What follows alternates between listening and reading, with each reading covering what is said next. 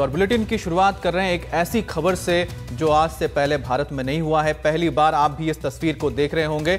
आपको बता दें कि यह खबर यह है कि एयरफोर्स के फाइटर जेट मिराज 2000 ने मथुरा के पास यमुना एक्सप्रेसवे पर टच डाउन किया। जी हां, यानी कि सेना के वायुसेना के इस विमान ने सड़क को छूकर फिर से उड़ान भरी है। तो इस तरह की जो तस्वीर है पहली बार भारत में देखने के लिए मिली है। इससे पहले कभी भी भारत में इस तरह की एक्सरसाइज को अंजाम नहीं दिया गया था। एक्सप्रेस वे पर एक फाइटर जेट टच डाउन करता है, यानी कि सड़क को छूता है और फिर से टेक ऑफ कर जाता है। ये हैरत अंगेज करने वाली तस्वीरें आप देख रहे हैं अपने स्क्रीन पर, जो भारत में पहली बार इस तरह की एक्सरसाइज को अंजाम दिया गया है। हमारे साथ जुड़ गए हमारे संवाददाता राजीव रंजन इस पर ज्यादा जानकारी के लिए। राजीव, आखिर यह घटना कब हुई और क्या वजह रही इसको करने की? देखिए, ये तकरीबन 7 बजे के आसपास जो है मथुरा से 6 किलोमीटर दूरी पर जो आगरा जाने वाली रास्ता है एक्सप्रेस वे पर, वहां इस तरह के हुआ है।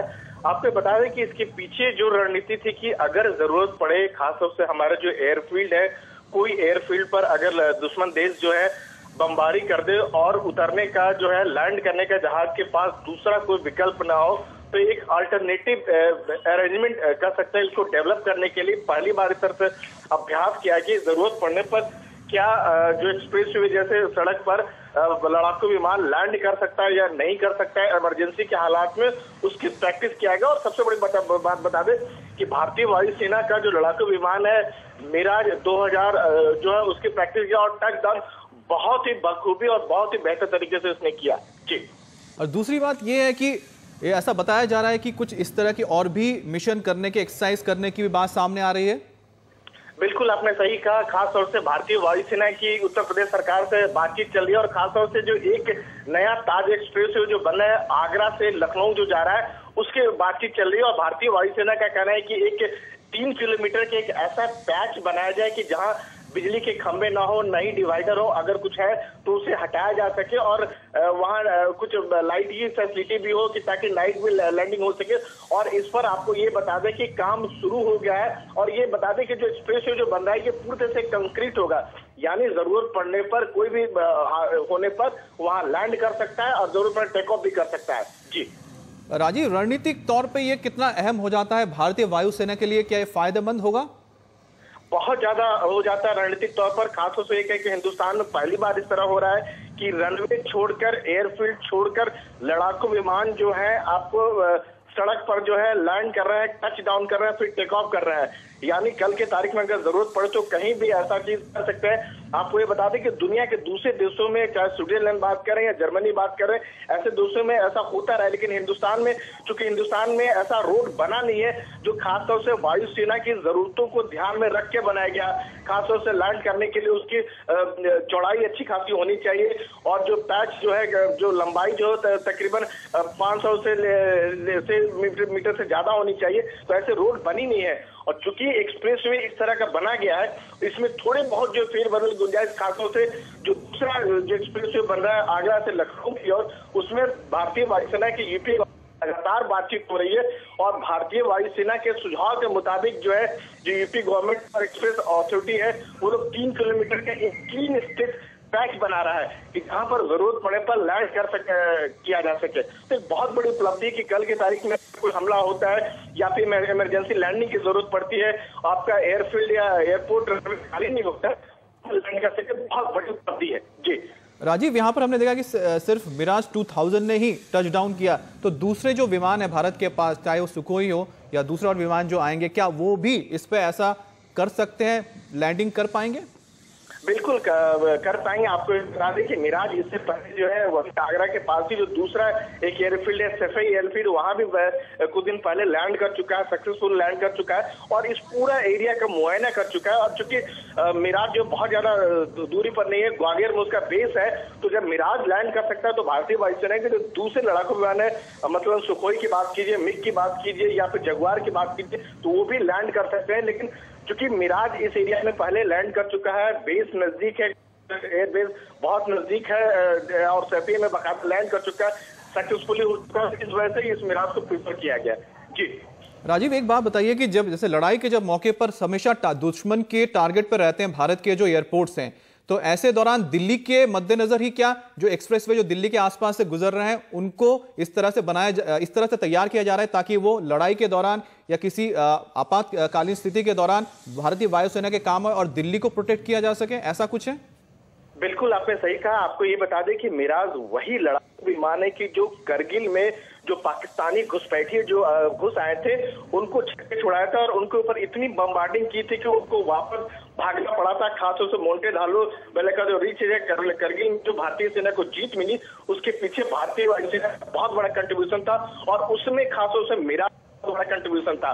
तो मिराज एक इस तरह का ऐसा लड़ाकू विमान है कि जो न केवल हमला कर सकता है बल्कि बचाव भी कर सकता है, एयर डोमिनेंस भी कर सकता है। तो ऐसे हालात में जो दुश्मन कोई भी अगर हमला करता है अगर देश में, तो उसकी कोशिश ये होती है कि जो देश की राजधानी है उस पर हमला करने की कोशिश करे। तो हमारे आसपास अगर दिल्ली के आसपास बात करें तो रनवे की बात करें तो केवल पालम जो है, पालम एक कमर्शियल ज्यादा इस्तेमाल होता है, लेकिन एयरफोर्स के संदर्भ में उसका देखा जाए तो एयरफोर्स के पास जो है दिल्ली के आसपास जो रनवे है 2-4 ही रनवे है, चाहे अंबाला नजदीक में है, हिंडन गाजियाबाद है और दूसरा आगरा में है। तो एक नया एक अल्टरनेट एक जो कह सकते हैं कि एक रनवे के तौर पर इसको डेवलप किया जा रहा है, सोचा जा रहा है कि अगर यहाँ ये प्रोग्राम जैसे कि सक्सेसफुल रहा आमतौर पर तो दूसरे कई जगह देश के दूसरे हिस्सों में भी इस तरह का प्रयोग किए जाएंगे और इससे हौसला बढ़ेगा कि जरूरत पड़ने पर हम इस तरह की कार्रवाई कर सकते हैं। जी राजीव, एक बार आप अगर फिर से बता सकें कि जो तस्वीरें हम देख रहे हैं आज सुबह क्या हुआ, इस पूरे घटनाक्रम को अगर फिर से बता सकें, किस तरह से इस पूरे एक्सरसाइज को अंजाम दिया गया और कौन कौन मौजूद थे वहां पर, ये भी बता सके तो। देखिए करीब सुबह 7 बजे जो है ये पूरा एक्सप्रेसवे को बंद कर दिया गया और 7 बजे के आसपास मथुरा से 6 किलोमीटर आगे आगरा की ओर जाने वाली जो एक्सप्रेसवे है वहां पर पहले हेलीकॉप्टर से रेकी किया गया। फिर उसके बाद भारतीय वायुसेना का जो लड़ाकू विमान है मिराज 2000 वहां पर टच डाउन किया, यानी टच करके फिर उसके बाद टेक ऑफ कर गया। लैंड नहीं किया लेकिन बिल्कुल लैंड की तरह कर सकते हैं कि जरूरत पड़ने पर वहां लैंड कर सकता है, वहां से टेक ऑफ कर सकता है। एक वैकल्पिक इंतजाम भारतीय वायुसेना देख रही थी कि अगर उसका एयरफील्ड या जो एयरपोर्ट कहीं डैमेज हो जाए या गोलाबारी के चपेट में आ जाए या अगर सड़क पर लैंडिंग करने की जरूरत आन पड़ी तो क्या भारतीय वायुसेना के पायलट जो है वो सड़क लैंड कर सकते कि नहीं कर सकते, और इसका टेस्ट किया गया और ये जो टेस्ट जो हुआ तो पूरी तरह से सक्सेसफुल हुआ। और देश के इतिहास में आपको ये बता दें कि पहली बार है कि सड़क पर जो है लड़ाकू विमान ने टच डाउन किया फिर टेक ऑफ किया।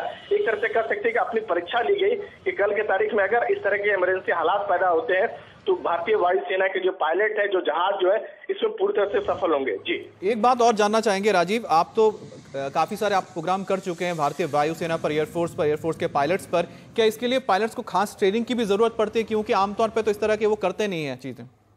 बिल्कुल आपने सही कहा। आपको बता दें कि भारतीय वायुसेना के पायलट जो है इतनी तकनीकी तौर पर दक्ष है कि जिसकी प्रशंसा जो है अमेरिकी वायुसेना कर चुकी है। आपको ये बता दें कि 2004 में कूप इंडिया एक्सरसाइज हुआ था जिसमें अमेरिका की तरफ से F-16 लड़ाकू विमान आया था और भारतीय वायुसेना की तरफ से MiG-21 ने पार्टिसिपेट किया था।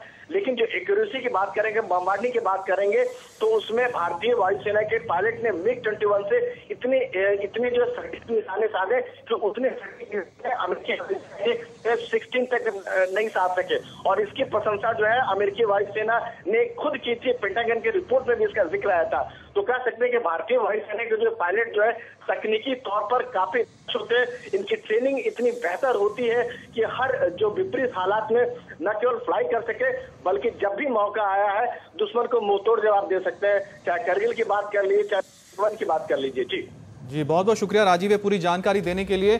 तो जो आप तस्वीरें देख रहे हैं ये भारत में ऐसा पहली बार हुआ है कि इंडियन एयरफोर्स की एक लड़ाकू विमान ने, फाइटर जेट ने एक सड़क पर टच डाउन किया, यानी कि सड़क को छुआ और फिर टेक ऑफ किया। और ये हुआ कहां पर है आपको बता देते हैं, एक्सप्रेसवे है, यमुना एक्सप्रेसवे, जो कि दिल्ली के पास ही पड़ता है, जो नोएडा को जोड़ता है आगरा से। मथुरा के पास एक 3 किलोमीटर का जो हिस्सा है वहां पर ये पूरे एक्सरसाइज को अंजाम दिया गया। और बताया जा रहा है कि किस तरह से उत्तर प्रदेश सरकार के साथ बातचीत हो रही है एयरफोर्स की, और जो एक नया एक्सप्रेसवे बन रहा है जो कि आगरा से लखनऊ को जोड़ेगा, वहां पर इस तरह की तकनीक, इस तरह का सड़क बनाया जाएगा, इस तरह का एक्सप्रेसवे बनाया जाएगा जहां पर जरूरत पड़ने पर आपातकालीन स्थिति पर विमान जो है लैंड कर पाएंगे, फाइटर जेट्स। और आज की आप तस्वीरें देख रहे हैं।